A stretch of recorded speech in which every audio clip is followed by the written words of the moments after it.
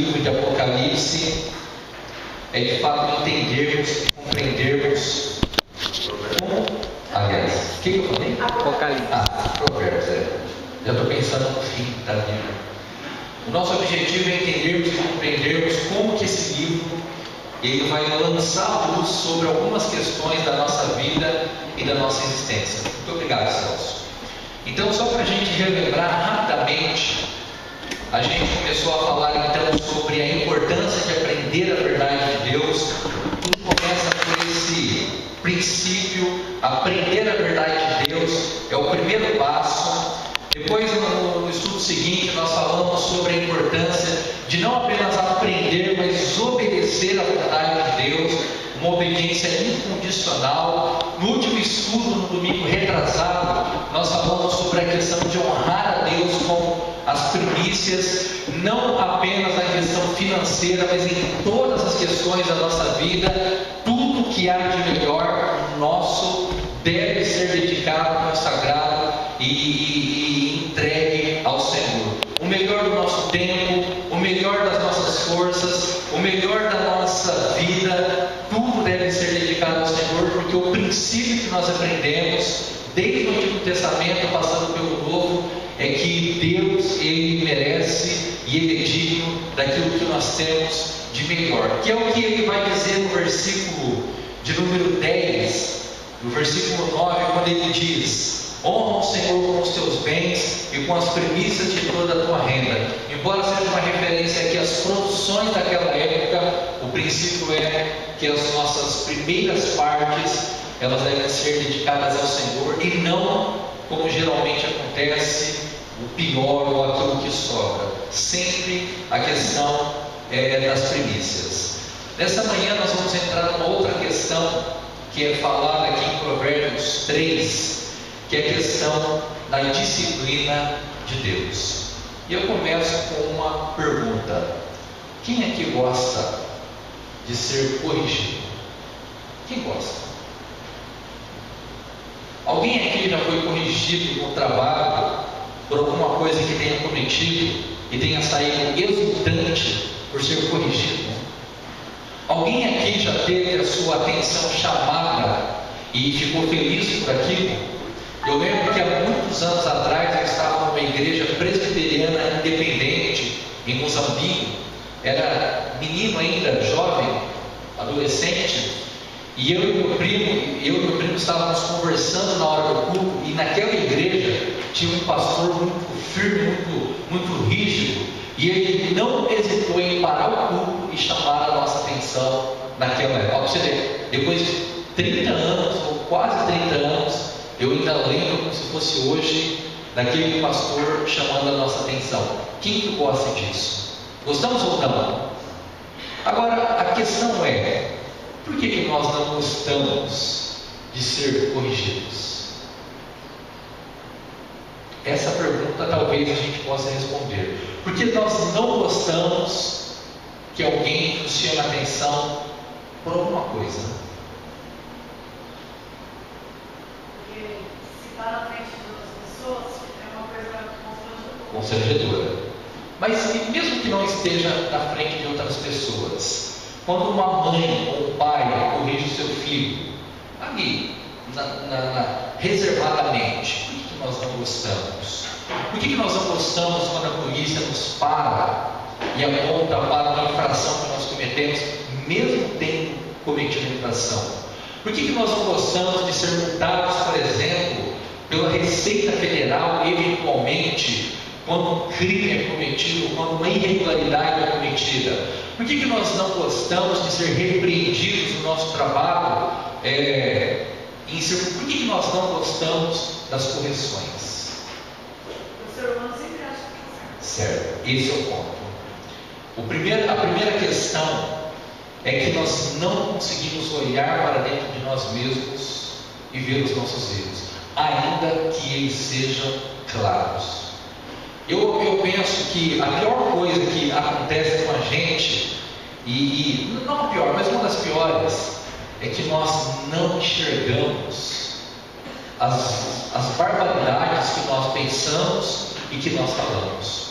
E todas as vezes que alguém nos aponta o nosso pecado, a primeira intuição, a primeira tentativa nossa é sempre de justificar, porque assim como a Angela colocou, nós sempre partimos do princípio de que nós estamos corretos. Então eu quero nesse estudo desconstruir esse pensamento, porque se você é uma pessoa avessa à correção, se você é uma pessoa avessa à disciplina, se você é uma pessoa que não está aberta a alguém chamar a sua atenção, fatalmente você então está fadado ao fracasso. Veja o que diz o versículo 11 e 12 de Provérbios capítulo 3. Filho meu, não rejeites a disciplina do Senhor, nem te enfades da sua repreensão, porque o Senhor repreende a quem ama, assim como o pai ao filho a quem quer bem. A grande verdade, e a gente precisa tratar isso com muita clareza, é que nós temos muito mais preocupação com as pessoas do que propriamente do que com Deus. Nós não hesitamos em ofender a Deus para não ofender uma pessoa. Por exemplo, imagina que você é uma pessoa que conhece o Evangelho e você, por exemplo, vai fazer uma devocional numa circunstância qualquer. E naquele ambiente você tem pessoas ali da religião espírita, você tem ali pessoas da religião católica, você tem ali pessoas da religião afro, por exemplo, do candomblé. Será que você teria coragem de ler o versículo que fala sobre o pecado da idolatria? Será que nós teríamos coragem de ler textos que acusam sobre o que a Bíblia ensina sobre o Espiritismo? Ou será que nós optaríamos por um versículo mais neutro, mais imparcial? O que isso revela sobre nós? Nós não hesitamos em ofender a Deus para não ofender uma pessoa. E o ponto que eu quero que você entenda é que a nossa preocupação, ela nunca deve ser de natureza horizontal, o que as pessoas pensarão, mas ela deve ser sempre de natureza vertical, a maneira como Deus avalia. E quando Salomão ele coloca esse pequeno trecho do capítulo 3, num objetivo de orientar e instruir o seu filho, a primeira preocupação que Salomão tem, e ele deixa isso muito claro no versículo de número 11, é que o filho dele, certamente, em algum momento da sua vida, seria disciplinado por Deus. E ao acontecer, ele não poderia de maneira nenhuma rejeitar essa disciplina. E é a mesma coisa que eu quero que nós aprendamos aqui nessa manhã. Então, quando nós falamos da disciplina de Deus, nós temos que ter um entendimento claro de que essa disciplina, ela faz parte do plano de Deus para desenvolver em nós um caráter santo e piedoso. Em outras palavras, o que Salomão está dizendo é que a disciplina, ela não é uma coisa negativa, ruim e prejudicial. Pelo contrário, a disciplina, ela é construtiva, ela é pedagógica e ela é altamente indispensável para desenvolver no Filho de Deus um caráter santo e piedoso. Por que Salomão ele estabelece esse princípio e nós também devemos ter esse princípio? Porque a disciplina, ela não é, dentro do contexto cristão, Deus disciplinando o seu filho, ela não é semelhante a um juiz que castiga um criminoso. Porque quando um juiz, o Éder é advogado, ele sabe como isso funciona, quando um juiz ele vai proferir uma sentença, não existe ali, pelo menos não deveria existir, nenhum elemento emocional. Tem, Éder? Tem algum elemento de afinidade? Inclusive, eu não sei se eu estou correto ou não, o Éder poderá dizer, mas um juiz ele nunca pode julgar uma pessoa que tem algum nível de relacionamento com ele. Um filho pode. Não pode julgar um amigo íntimo. Por quê? Porque quando um juiz vai proferir uma sentença, ele faz aquilo no rigor da lei, não levando em consideração nenhum aspecto emocional, nenhum aspecto afetivo. Ele simplesmente condena uma pessoa com base na lei. Quando Deus nos disciplina, não é como um juiz castigando um criminoso, mas é como um pai corrigindo o seu filho. Por falar em correção, eu quero abrir um parêntese aqui e dizer uma coisa muito importante para todos nós que temos filhos pequenos, jovens, adolescentes, enfim, todos nós que temos filhos. Por que nós hesitamos em corrigir os nossos filhos? Sendo que é exatamente a correção que vai prepará-lo para que ele tenha limites na vida. Às vezes, quando você vai corrigir o seu filho, e uma pessoa diz assim: olha, não faça isso com o seu filho, não coloque ele de castigo, ou não coloque, ou não faça isso com ele. Quando uma pessoa diz isso, ela pensa que na verdade isso é amor. Não corrigir é sinônimo de amor, mas a Bíblia vai ensinar que a correção é o exemplo de amor e não o contrário. Então, quando Deus ele exerce a disciplina sobre os seus filhos, Ele está fazendo isso exatamente movido por amor. E a disciplina de Deus ela engloba uma série de coisas. Por exemplo, Deus pode disciplinar o seu povo, e nós vamos ver isso daqui um pouco, enviando sobre nós sofrimentos dos mais diversos possíveis. Deus pode nos disciplinar tirando coisas ou pessoas que nós amamos. Deus pode nos disciplinar, por exemplo, nos colocando numa situação de humilhação, quando nós somos auto-exaltados. Deus pode nos disciplinar, por exemplo, enviando sobre nós uma enfermidade. O exemplo de Ezequias, por exemplo, que quando Ezequias foi curado da sua enfermidade, quem lembra qual foi a primeira coisa que ele fez? Alguém lembra? Livro de Isaías? Não. Depois que ele estava doente, então Deus o curou e falou que ele teria mais quantos anos de vida? 15 anos. O que ele fez depois? Logo depois? Não, esse era o mandamento. Ele chamou os oficiais da Babilônia que vieram visitá-lo, mostrou para eles toda a grandeza do império da nação de Israel, de Judá, mostrou para eles a casa do tesouro. Aí o que Deus disse para ele? Haverá um dia que tudo isso não pertencerá mais a Israel, fazendo uma referência ao cativeiro da Babilônia. O que é isso senão a disciplina de Deus? Quando Adão e Eva pecaram, o que Deus retirou deles? Tudo. Deus retirou deles o jardim, Deus retirou deles a sua presença, não era mais como na época do jardim. Deus enviou sobre eles as condições adversas na hora do plantio, porque não tinha no jardim do Éden a mesma dificuldade que quando eles foram expulsos. Mas o que era isso? Era a disciplina de Deus.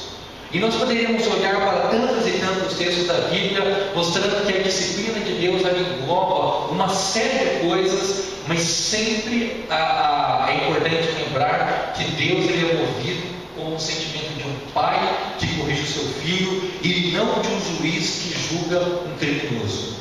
O desejo de Deus é nos tornar participantes da sua santidade e nos levar também ao arrependimento. Então, todas as vezes que nós resistimos a uma correção, porque nós achamos que ela foi severa demais, ou porque nós achamos que nós não éramos tão culpados quanto realmente nós éramos, ou porque nós nos colocamos numa posição de vítima, na verdade nós estamos rejeitando a melhor parte do processo.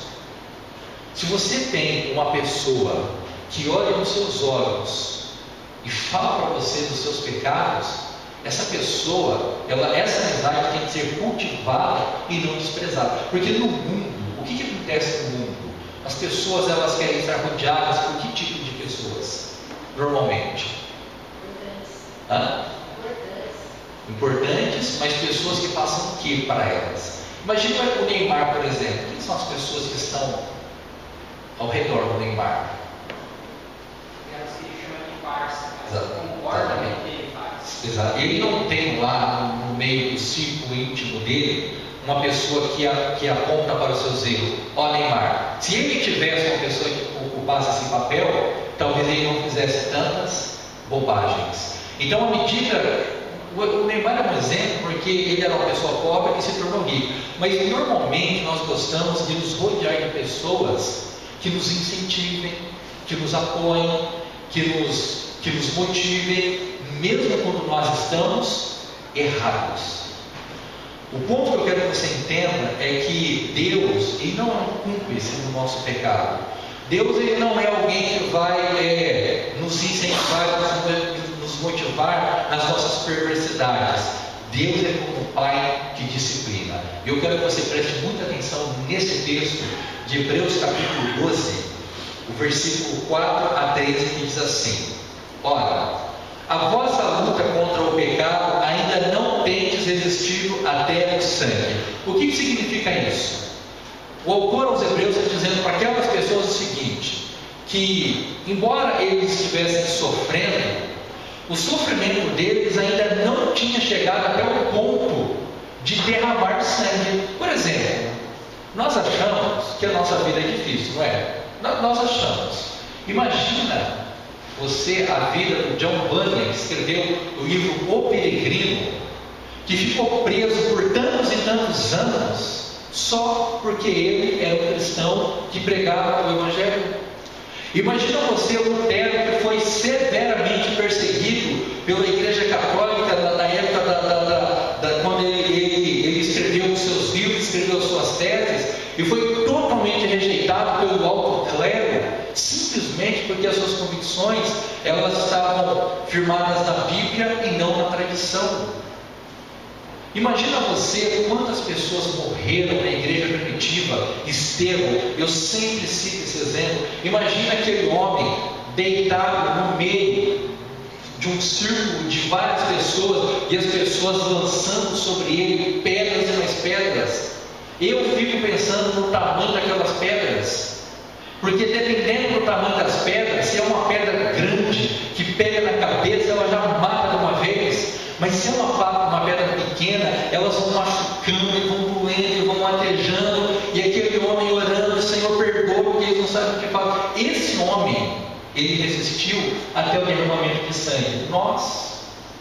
Você escreve uma coisa no Facebook, uma pessoa discorda de você, nós nos sentimos os perseguidos, os rejeitados, o exemplo de sofrimento. Nós não sabemos o que é sofrer, a verdade é essa. Então ele está dizendo isso: vocês na luta contra o pecado ainda não resistiram até o sangue, e estáis esquecidos da exortação que como a filhos discorre convosco. Filho meu, não menosprezes a correção que vem do Senhor, nem desmaies quando por ele és reprovado. Em outras palavras, quando Deus disciplinar você pelo seu pecado, não fique se colocando naquela posição de vítima, adoecida e desmaiada quando Deus te reprovar, e não despreze a correção, virando as costas para Deus e seguindo o seu coração, porque nós temos falado aqui por tantas e tantas vezes que o nosso coração ele é mais enganoso do que qualquer outra coisa. Então o autor está falando assim: quando Deus disciplinar vocês, e Ele vai fazer isso, não despreze e nem desmaie. Por quê? Versículo 6: porque o Senhor corrige a quem ama e açoita a todo filho a quem recebe. Quando você pega o seu filho fazendo uma coisa errada, muito errada, e você o corrige, e você coloca sobre ele o castigo, coloca sentado numa cadeira, aí você tira dele tudo o que ele gosta. É doloroso, eu sei que é, mas por que você faz? Porque você não quer entregar o seu filho a ele mesmo. Você não quer que ele pense que aqueles pecados que ele comete desde pequenininho é uma coisa normal. Agora, se nós não corrigimos o nosso filho, o que isso significa na prática? Se uma pessoa não corrige o seu filho, na prática, o que isso significa? Não ama para corrigir. Ela não ama.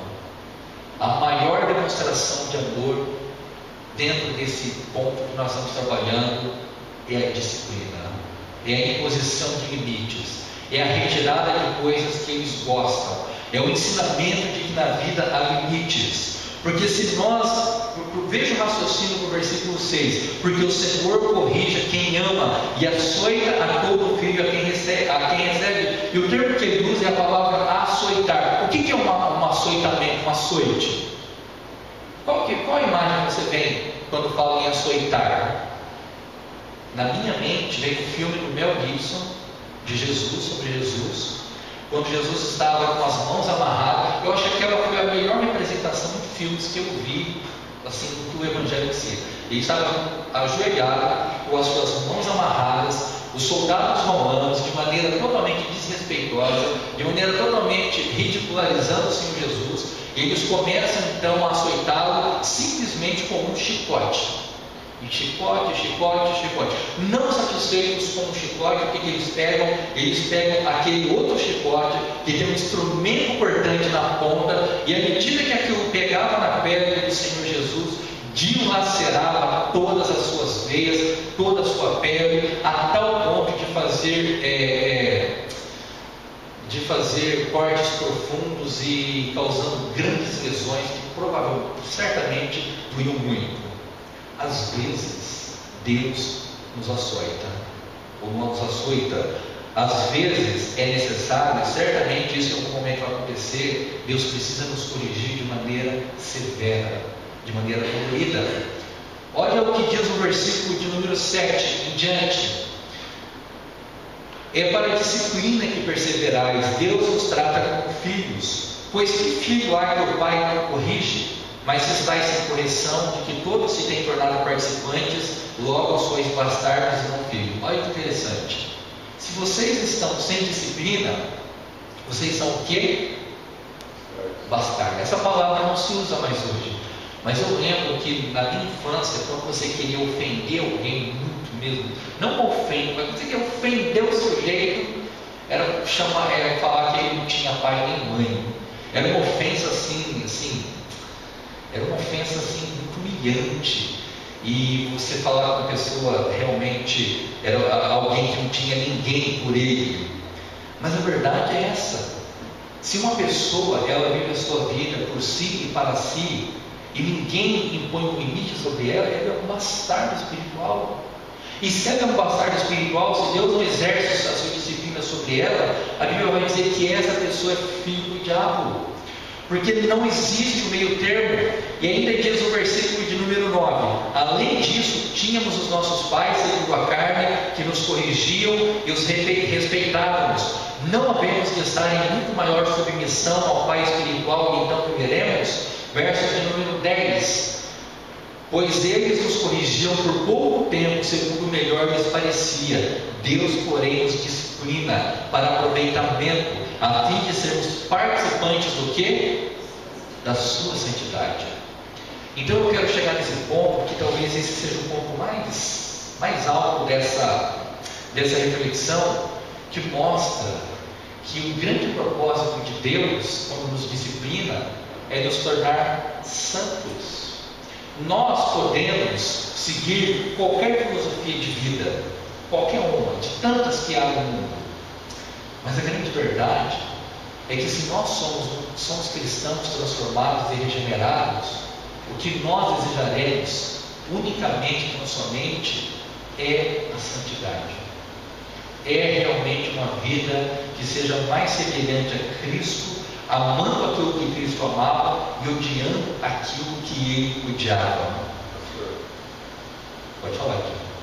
Eu vi nas redes sociais uma menina que ia na festa e a mãe não deixou. Sim. Aí ela pegou no cabelo da mãe e não soltava mais. Aí eu filmando tudo. Eu sei que você pensou. Se possível. Você pensou isso, né? Arrancava a mão dela com o machado aí.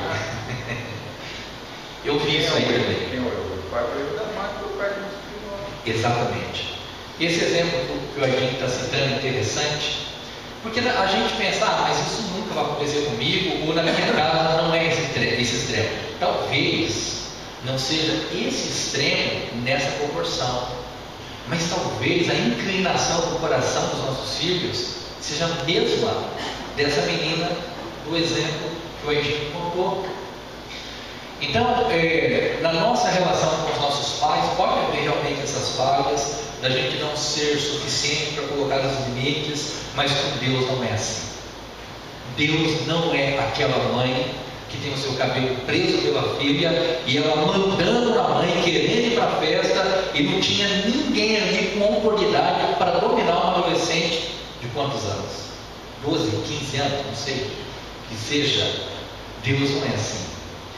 E o ponto que eu quero que você entenda, no versículo de número 10, é que quando essas disciplinas elas vêm, e elas nos machucam, e elas nos doem, e elas nos angustiam, e elas criam em nós um profundo sentimento de dor, mas o grande objetivo é de nos tornar participantes da santidade.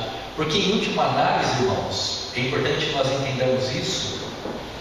A vida cristã não é uma viagem turística, como muitos pensam que é. A igreja não é um grande centro de entretenimento espiritual. A vida é pesada.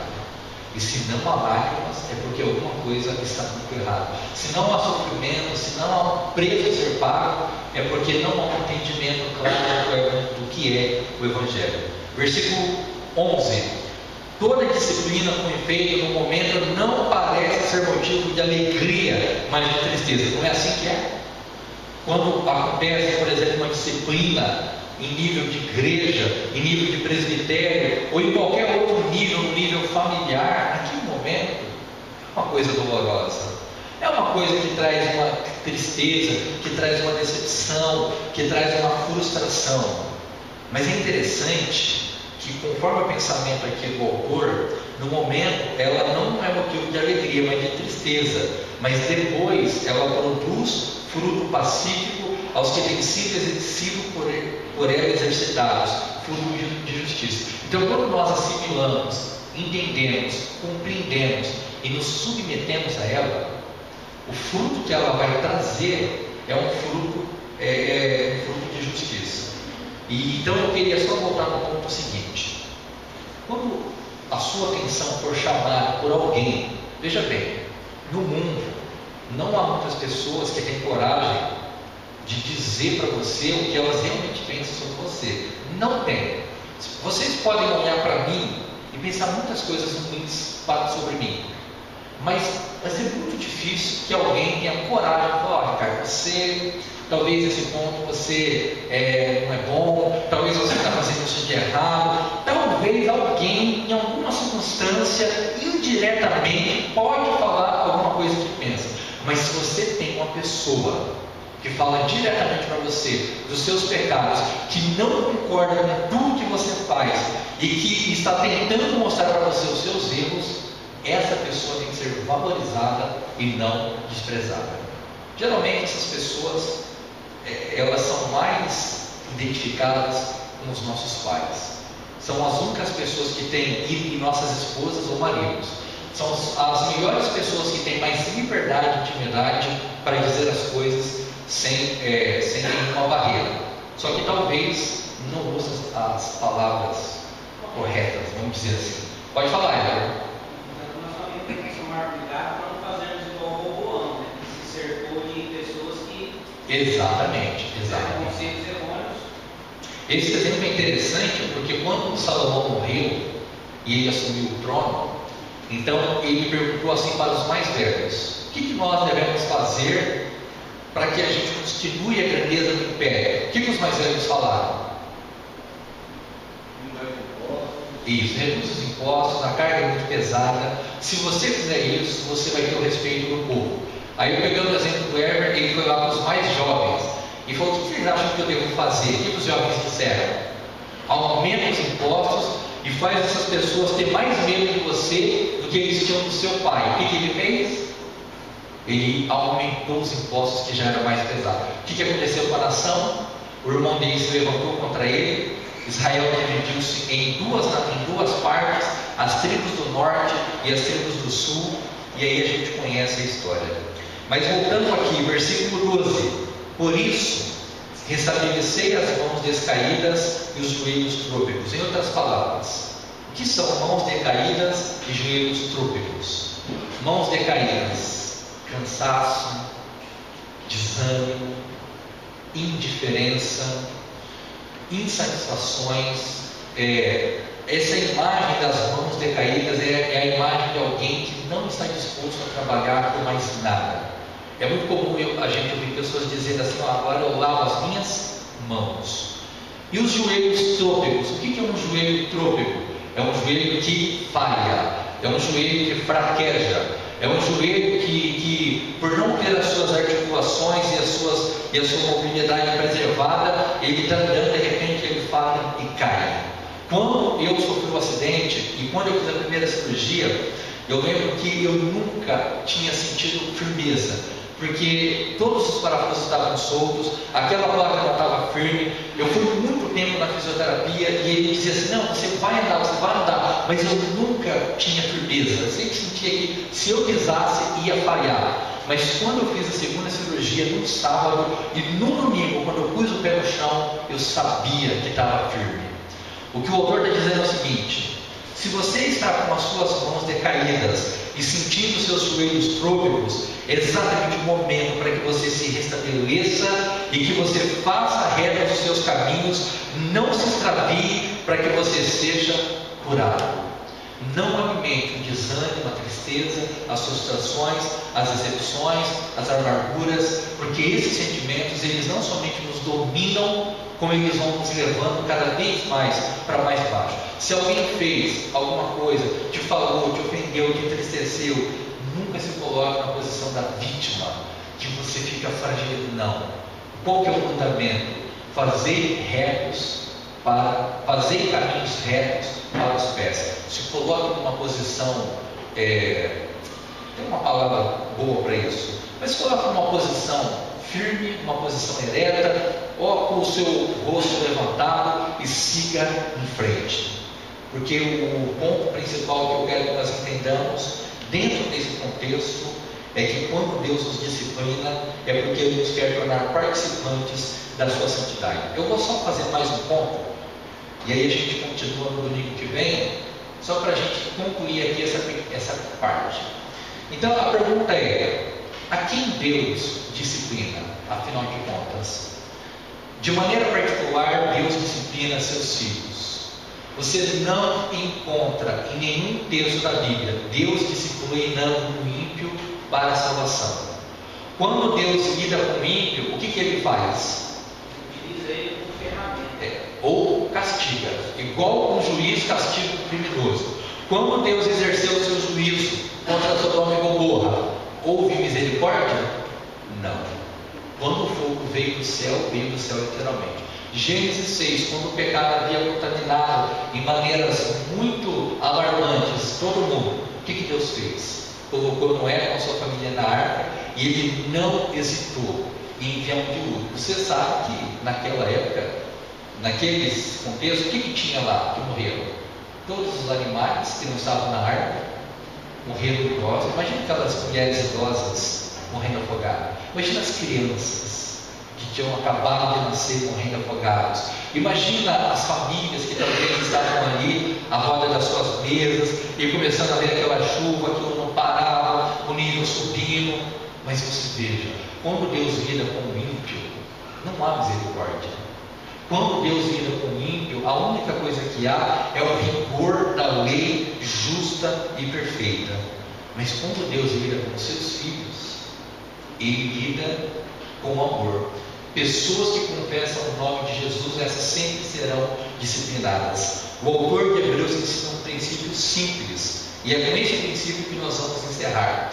Se vocês não são disciplinados, e a disciplina é para todos os filhos de Deus, então consequentemente vocês não são filhos legítimos. Então cabe a cada um de nós fazer uma avaliação, se nós estamos sendo disciplinados ou não por Deus. Eu tenho, assim, eu procuro sempre que eu tenho oportunidade, eu sempre procuro falar isso, porque o que me preocupa na igreja de uma maneira geral é a indiferença com que nós tratamos as coisas mais importantes da vida. Nós damos muita importância para o trabalho e temos que dar, nós damos muita importância à nossa família e temos que dar, mas nós desprezamos as partes que nós não vemos, que são as partes de natureza espiritual. Então eu tenho falado com muita frequência que nós precisamos voltar os nossos olhos para o Evangelho, nós precisamos cultivar uma vida de oração, nós precisamos fazer leitura de bons livros que vão nos ajudar a crescer espiritualmente. Nós precisamos ter uma visão mais profunda do que a Bíblia é. Nós precisamos saber quem são os autores do Pentateuco. Nós precisamos ter uma noção de quem foi o apóstolo Paulo. Nós precisamos, pelo menos, quando o pastor vem aqui na frente e fala assim: irmão, vamos abrir a nossa Bíblia em Filemão. Nós precisamos saber onde esse livro se está na Bíblia. Se você é o tipo de pessoa que quando manda abrir em Mateus, você está procurando lá nos profetas, ou quando manda abrir em Sofonias, você está lá no final da Bíblia. Se você não tem noção da ordem dos livros da Bíblia, isso revela uma ignorância que vai afetar principalmente, primeiramente, você mesmo. Nós temos que voltar os nossos olhos para essa questão. Nós temos que voltar os nossos olhos para esse livro. Como ouvimos aqui na devocional de Eliamar, não se esqueça, todos nós estamos semeando alguma coisa. E se nós semearmos a ignorância, vai ser exatamente a ignorância que nós vamos colher. Pode falar, Cláudio. Na verdade, só complementando aqui, com relação à nossa reação à disciplina. Então, tem 3 versículos que eu gostaria de ler, só para comentar. Então, de Moisés, Salmo 90, 15. Sim. Alegra-nos por tantos dias quanto nos tem afligido, por tantos anos quanto suportamos a adversidade. Ou seja, o Moisés está dizendo que ele se alegra pela disciplina. Exatamente. Salmo 119, 67. Antes de ser afligido, andava errado, mas agora guarda a tua palavra. E o Salmo 119, 71. Foi-me bom eu ter passado pela aflição, para que aprendesse os seus decretos. Então, ou seja, é a nossa reação com relação à disciplina. Né? Exatamente. Qual o fruto, né? Falando da semente aí, que a disciplina que nós recebemos tem dado. Né? Esse do Salmo 119, eu acho que ele é, de todos, ele é mais preciso. Você poderia ler esse de novo? O último? O 119, 71. Isso. Foi-me bom eu ter passado pela aflição, para que aprendesse os seus decretos. Exatamente. Foi bom ter passado por aflições, para que eu aprendesse as tuas leis. E acrescento ainda o Salmo 126, versículo 5: os que com lágrimas semeiam, com júbilo ceifarão. Então, só um instantinho, Weber. É importante nós atendermos para essas coisas, porque se nós somos filhos, certamente seremos disciplinados. E quando isso acontecer, pode ser por meio de uma pessoa, pode ser por qualquer meio, que nós sejamos abertos a toda forma de correção.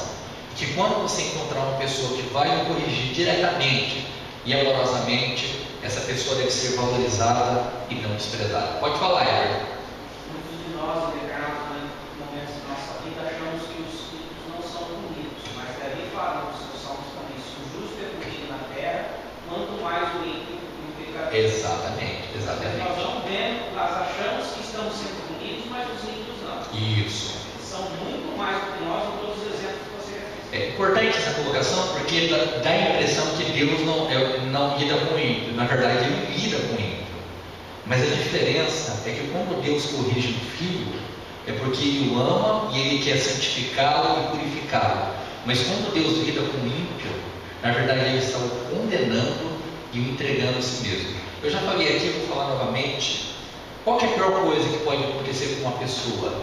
Ser entregue a si mesmo. Uma pessoa cujo olhar seja voltado para dentro de si mesmo, não somente a maior pobreza, como é a maior tragédia que pode acontecer. Olha para dentro do seu coração e veja. Você vai ver os seus medos, as suas limitações, você vai ver os seus pecados, você vai ver os seus temores. Mas o Evangelho é tão maravilhoso, tão lindo e tão perfeito, como até o Cláudio falou na devocional ontem, que Ele nos dá uma coisa que ninguém vai dar, que é realmente uma esperança de termos uma vida com Deus. Então que Deus assim nos abençoe, que nós estejamos totalmente abertos às disciplinas de Deus, mesmo porque não é uma questão de escolha. Deus disciplina quem ama e ponto final, mas que nós tenhamos uma percepção clara de que esse é o processo que Deus usa para nos aperfeiçoar, para nos fazer crescer, e que no que depende de nós, que nós usemos a nossa mente, o nosso coração, e o nosso tempo para crescer no Evangelho em todas as coisas, buscando sempre a honra e a glória do nosso Deus. Alguém quer falar mais alguma coisa, alguma contribuição, algum acréscimo?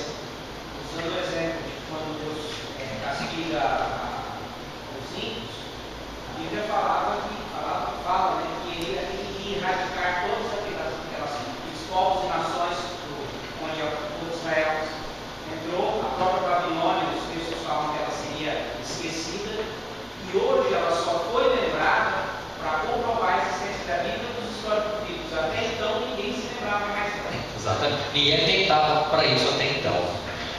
E eu queria recomendar aos irmãos, todo mundo certamente vai ter um tempo, essa semana, leia Deuteronômio capítulo 8, versículo 1 ao 5, é o que nós vamos falar domingo que vem, e você vai ver como que Deus tratou a nação de Israel, e como que às vezes Deus usa meios difíceis de serem compreendidos, mas sempre buscando realmente o aperfeiçoamento e o crescimento do seu povo. Porque o que Deus faz, de fato, é não nos entregar a nós mesmos, e por isso Ele vem para nos libertar do nosso maior inimigo, que é a gente mesmo, os nossos desejos, os nossos pecados.